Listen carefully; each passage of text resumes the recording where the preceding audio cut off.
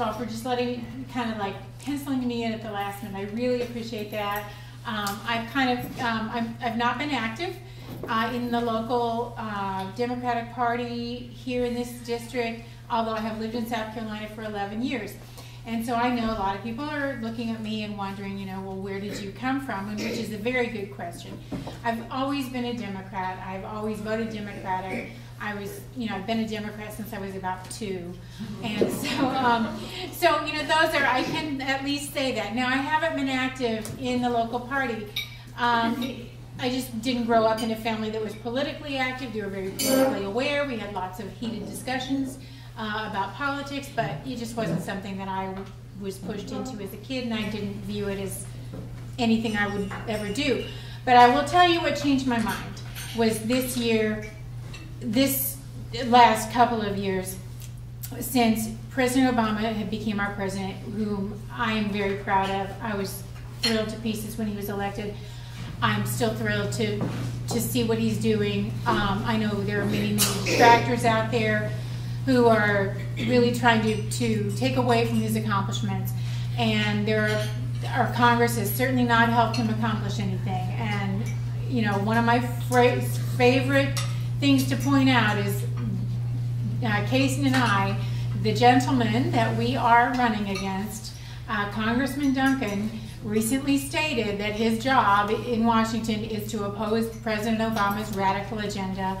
And, you know, I have to come back to that and say, you know, the radical agenda is to destroy the school system, destroy Social Security, destroy living wage, destroy, you know, like that to me is the radical agenda.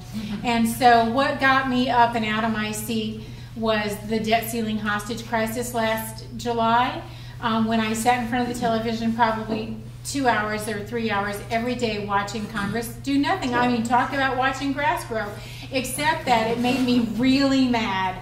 And every night at the end of the evening, I would just, after I couldn't take it anymore, my poor husband, I was just what are they doing? They're going to drive this country over a cliff.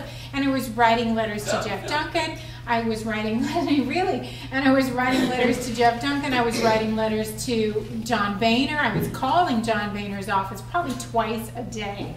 I was writing letters to Lindsey Graham, and you know, getting absolutely zero response, just flat out no response. And so, what I came to the conclusion that they really are not listening, and they don't care, and they are blind, deaf, and dumb when it comes to us. And so I decided, you know, that Will Rogers quote that says, you know, you may be on the right track, but if you don't get up and do something, you're going to get run over. So I decided that, yes, I think all of us Democrats are on the right track, but if we don't get up off the track and do something, we will get run over. And so I decided to get up and do something. My first thought certainly was not to run for Congress. I've had probably 3 people look at me and say,